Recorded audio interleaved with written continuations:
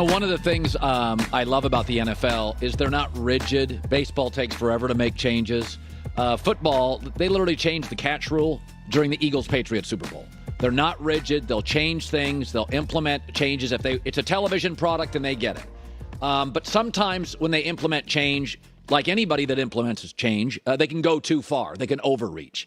And I think they've now overcorrected protecting quarterbacks. So two things can be true. The Tua concussion was scary. The Dolphins butchered it. And also quarterbacks do get hit. And they get hurt all the time. Joe Burrow literally was in that game facing Tua, came on my podcast and said, yeah, there's been multiple games. I don't know what happened in the second half. The league does everything it can, but quarterbacks, I've talked to all of them. Friends, Drew Bledsoe, Trent Dilfer, Joe Burrow, every quarterback I've ever talked about this privately, like, you get hit. And by the way, everybody else gets hit. You can't whine about it. You get hit.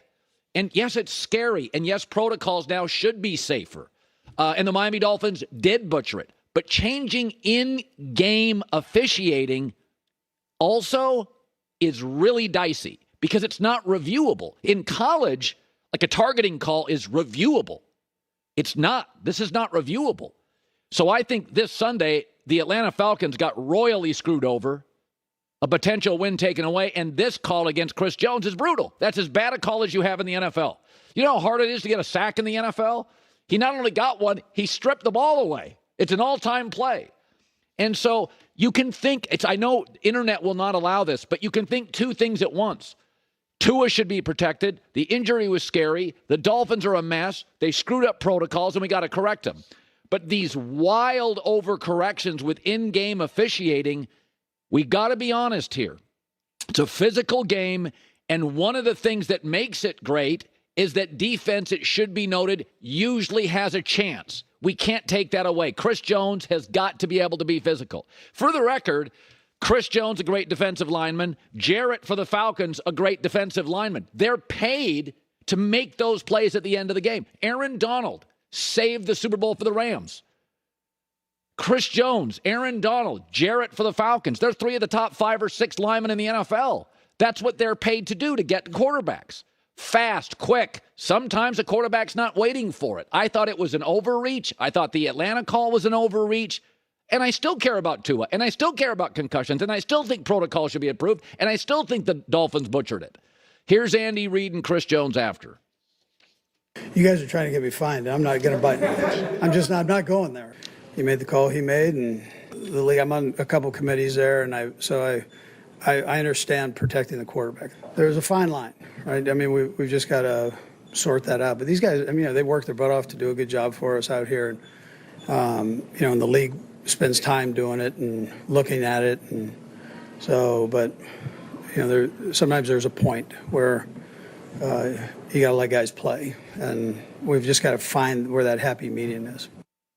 I think now to evolve roughing the passer and protecting the quarterback is essentially what we're doing in this league. We got to be able to look at roughing the passers in the booth because now it's getting absurd. You know what I'm saying? Now it's causing teams games. I actually stripped the ball and gravity kind of took me to the ground.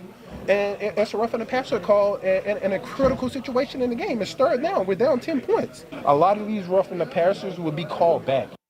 Yeah, college football and the NFL, there are things I prefer about the college game. One of them is the targeting is reviewable. On these NFL calls, if you're going to make sweeping changes, you got to go upstairs. We've got to have what I would call like the umbrella rule. There are just certain big plays. I've thought about this before. What if each team had the right once in a game, and you'd probably save it for the end? You would call it, the umbrella flag. You get one time a game, no matter what the play is, where you, as a coach, can throw down a yellow flag and say, that has to be reviewed.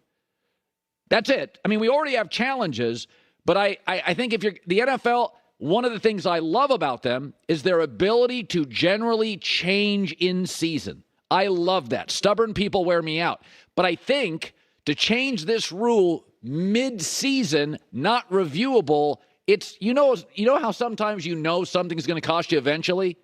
I think Kansas City could have won this game. They won the game anyway, right? So it didn't cost them. And I do think Tampa would have held on with their defense to beat Atlanta.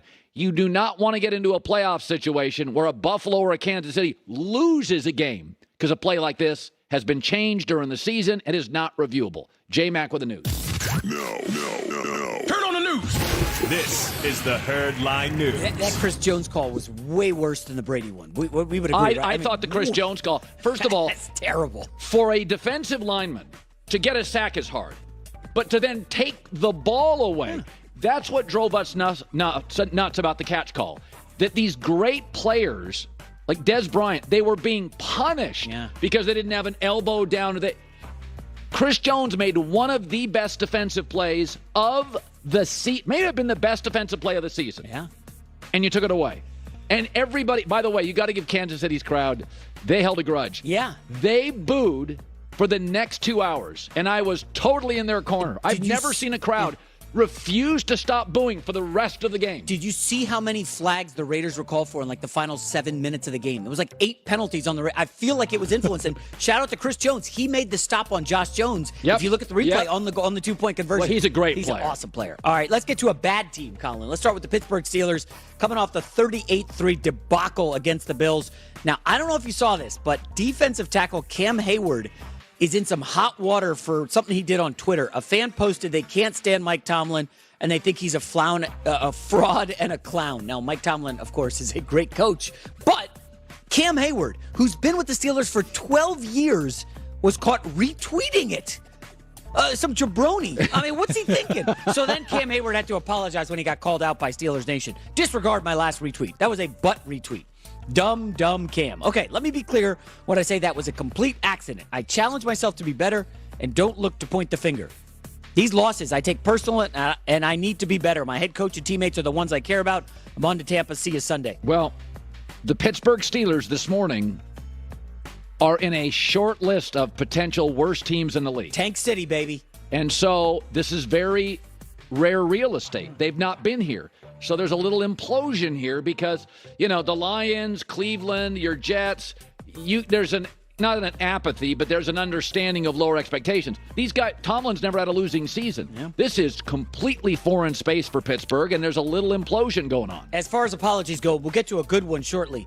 Cam Hayward really went on and on about an accidental retweet, did he not? Yeah. I mean, goodness gracious. Pittsburgh, they got some problems. All right, let's get to Panthers fired coach Matt Rule, obviously. Yeah. Team owner David Tepper spoke with the media yesterday and expressed his frustrations with the lack of a winning culture in Carolina.